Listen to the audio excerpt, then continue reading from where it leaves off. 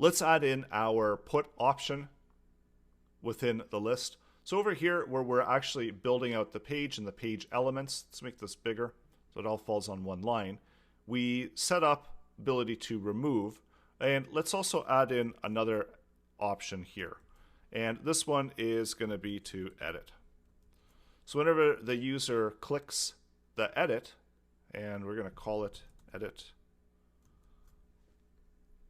So whenever the user clicks edit, then what we want to do is we want to give them ability to edit that content. And this could get a little bit tricky. So maybe the best way to do it would be to drop that input information into those input fields and update this. Instead of say click me, let's update that to save. So let's try that. So we can actually reuse quite a bit of what we had from remove. So let's paste that in, and this is going to be edit. Clean that up a bit. And instead of remove, we're looking for edit. And in this case, for edit, we're going to probably need to add in another button. And I want it to populate these fields with the values from the edit.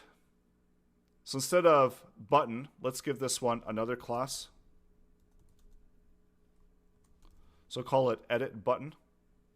And this one will be save. And by default, edit button will be display none. So it's not going to be showing right off the bat. So what I want to do first of all is whenever we click to edit, let's show that button. And we've got the ID there, so we can make use of that as well. So this is a lot of built-in jQuery functions that we have. So I'm going to just grab edit button, make a selection of edit button, and let's show that element. Also, let's populate out our information in the form. So I'm going to create another input, and this one is going to hold the ID value. So this will be ID, and this is going to be hidden, but we'll just put ID value in there as placeholder. And let's populate out the value of the input hidden, or the input ID, in edit with the value of ID that we pick up from here. And we're going to need to populate out the contents of these two inputs as well. So we'll make the edit button clickable. And here I'm going to paste in that AJAX call. And this is going to be put. And we need to grab that ID. So we can grab the ID. Let's do variable ID. And we'll grab the value of that element. Put. And the rest of this can stay the same because we're still waiting. We're doing a put response, and we're retrieving back the information. So the only other thing too as well, we need to send the data over, because this route is going to actually be expecting data. So delete wasn't expecting data. So we've got that body data. So let's add data. And we can borrow some of what we did within the post, where we serialized the form.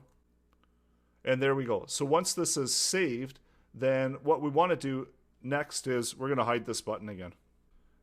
And we want to clear out those fields as well, because we don't want that lingering. So we're just going to blank it out.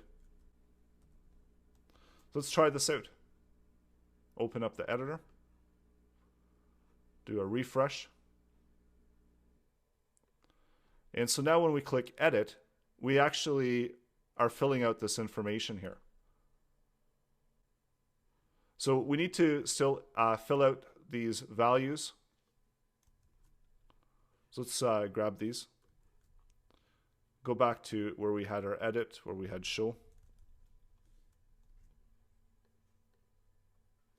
And now instead of having these values, we need to set values for it.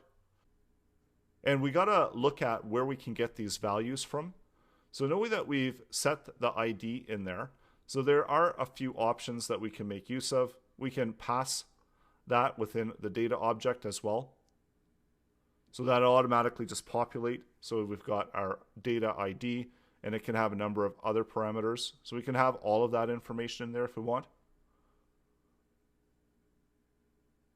Or we could try to pick it up from our HTML. So probably the best way and the most accurate way to do that would be to add it in as a data object. So let's add that in and pass it in this way. And then over here for data, we're going to grab user, but we're going to only grab ID. So let's refresh, try this out. So edit, so that's still working. And we also have to do the same update here for ID or for delete. So now we can get that data user and we can just get the ID, but for our sake, we're going to pull this in as user. And then over here, we're going to use it within an object format. So we've got user, we've got user, and then we've got user pass. Let's try that out. So refresh, and let's click edit. So there we go. So we filled out all of our content. So we've got our user, our password, and our ID. So we're all ready to go to do the save. And let's update this content. New password, and let's hit save, see what happens.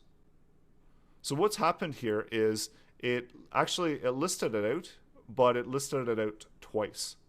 So let's see what happened. So it looks like we have a bug because we've given it a class of button. So we need to remove that button class. Otherwise, it's going to keep doing it twice. And we're going to just simply copy out, do it like that. So refresh. So this time when we click edit, we're only going to run through the build page one time. Whereas before, whenever we clicked button, when we had BTN, we already had an event listener for there, which was the post. So we were actually posting and editing and updating. So this time, all we want to do is update and change that. So it's going to be one password. So this one doesn't actually show. So let's refresh and do an edit on it. So one password and give it the number of 1. So there we go. So we can edit, we can update, and we can also edit number 3 if we want to as well. So 3. So new user, password, save, and there we go. So we create a new user, we update it. So next, we need to do a little bit of bug fixes as well with index.js and clean up some of our code. So that's coming up next.